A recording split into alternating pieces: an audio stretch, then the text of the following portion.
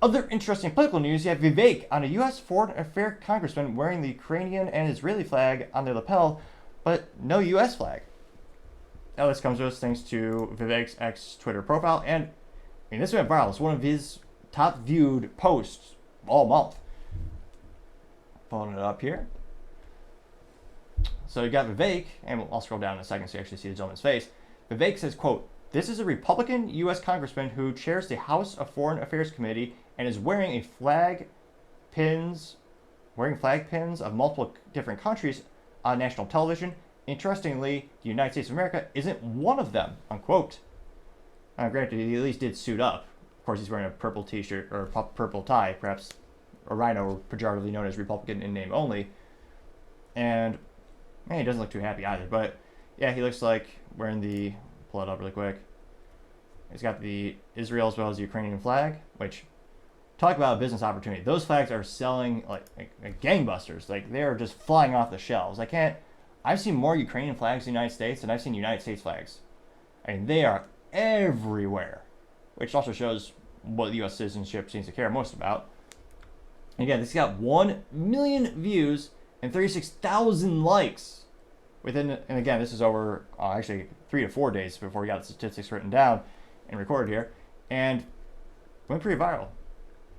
I wonder, and again, it's this interesting allegiance. I mean, sending, was it 50? Was it 6? The breakdown of the $95 billion foreign aid package, which, yeah, the schools are, I was gonna say, why fix the schools, the teachers unions and what they're teaching? More accurately, we got homeless veterans, we got streets that are broken in the United States. Why not use that money for that or literally anything else? And the breakdown, I think, was about 60 billion for Ukraine, I think 20 billion for Israel, and 7 to 8 billion for Taiwan. Now, one of the first comments comes from Paul Zazupa saying, quote, "It's only the American flag. It's not like it stands for our country or anything. Most Republicans in Congress have given up on it already. They're traitors." Getting 84 likes. Our favorite leftist. Well, not really favorite, but I appreciate different perspectives because it makes life a little bit more interesting. You're not in an echo chamber. Luke Scalisi's famously known for, well, anecdotally to me, for writing an article about saying how boys shouldn't play football, and his profile picture has him wearing a V-neck. It's pathetic to say the least. Now, Luke Scalisi says, quote, "Have you considered crying more about it? Seriously, I think that at this point, every MAGA pro-Putin anti-American outrage has been lodged online, and you can go back to being mad at bathrooms and Barbie and excited Trump went to McDonald's and bought MAGA's food with their donations." Mostly mentally vacuous, but getting 33 likes. Interestingly enough, I've seen like maybe 1 or 2 like pro-Russia people. I think a lot of people just say, I mean, again, what was it? The tally's over $150 billion sent to Ukraine, which most people can't point to on a map. We're not the top. I think we're like they're not even the top 10 in terms of trading partners, in terms of them giving us, or rather, us buying their products or they're buying our products. I think we come in at 12 last time I looked at the infographic. Now, with Israel and Taiwan, you could argue from a business perspective, which is most of my experience comes from, that we do a lot of business with. I mean, the F-35 Lightning II, the helmet was revolutionary, came from Elbit Systems, which is headquartered over in Israel, with the United States headquarters in Fort Worth, Texas, which, again, is a $400,000 helmet that allows the pilot to actually see, completely immersed in the experience of flying. So if they like their shoes, they don't see their shoes, they actually see everything below them. Again, that's revolutionary technology that we have. Now, Luke did get 33 likes for his statement. Scrolling down more and more. Unrelated. Wow.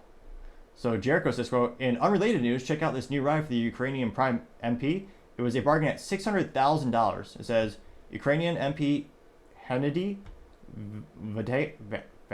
Vatsak has become the first European owner of the $600,000 Rolls Royce." That's strange. I was told they were struggling at war and trying to fend out the Russians, and they needed money for munitions and other things. Oh no, they're buying unrelated crap, apparently. Spoiler alert, we're also funding their pensions as well as small business over there. So, small businesses are being kneecapped in the United States with increased rules and regulation and taxes. We're actively funding other businesses across the globe that will never benefit us. Interesting priorities of our folks in DC. Now, that picture of the Rolls Royce got 232 likes. Let's see. One Bad Dude says, quote, perhaps a grammar error. It says, the do not support the United States. It cannot be any clearer. And it's a picture of, I think, Joe Biden from the 70s or 80s. It says, I was a pedo, liar, and moron that could be easily bought and blackmailed. He was controlled to make controlled demolition seem like incompetence. Got 619 likes. At least he did wear suits, though. Actually, it's up to 619 likes now. So let's see here. Brad Miller says, quote, it's happening now, and it's a quote from Abraham Lincoln saying, quote, America will never be destroyed from the outside. It will falter and lose our freedoms. It will be, if we falter and lose our freedoms, it will be because we destroyed ourselves. Getting 415 likes, which, yep. Oh, geez Louise, that's a long infographic. This comes from Free Patriot Artist saying, vote out the rhinos, and it's a infographic saying House Republicans who voted to give Ukraine an additional $62 billion today. That got 271 likes. Now again, the issue with this is that money was also tied to multiple things. So it was also tied to Israel as well as Taiwan. Taiwan being, again, the #1 semiconductor manufacturer on the planet. So if you list an electronic device, odds are it's coming from Taiwan. So I understand that business relationship we have with them. They're also a long-term ally. And that's the issue with all these omnibus bills. I don't like them. I think every time the government wants to spend $1 or more, it should be voted on individual line item. So everything is separate. You don't have these omnibus bills and packages where they can obfuscate responsibility and say, or advocate responsibility as well, saying, well, I wanted one thing, so I had to vote for it. And again, they do this on the left and the right. So quite a few folks over there. Do one or two more comments here. Joey Mariano says, it's just pathetic, getting 637 likes. Let's see, Tammy says, these people need to be brought up on treason. This is outrageous, getting 132 likes. Gilden6 says, quote, why are they always so quick to prove and show their loyalty is to a foreign nation, yet so little for Americans, getting 132 likes. So trying to see if there's any contrarian statements here. A couple more memes that are pro-Trump. What's this? Ukrainian is known for money laundering, silencing free speech, dangerous biolabs. Oh yeah, they also have Nazis there too. Like, not the cliche one where, you know, liberals will call anyone a Nazi if they don't agree with them. Like, the real ones, interestingly enough. Let's just say they weren't on the right side in World War II either. So, overwhelming positive feedback in terms of the original, pretty much everyone agreeing with Vivek's take on the situation. And yeah, it's kind of telling where, I mean, some people don't even have an American flag anymore, but they have the Ukrainian flag at their front lawn, which, yeah, it's not good. I mean, again, one of the many ineptitudes, or evils, maybe a little bit of both, of the public school system. I mean, they've just destroyed patriotism. They keep teaching kids that the United States is evil from day one, that it's a bad thing, you shouldn't respect or, heaven forbid, even say the Pledge of Allegiance, respect the flag.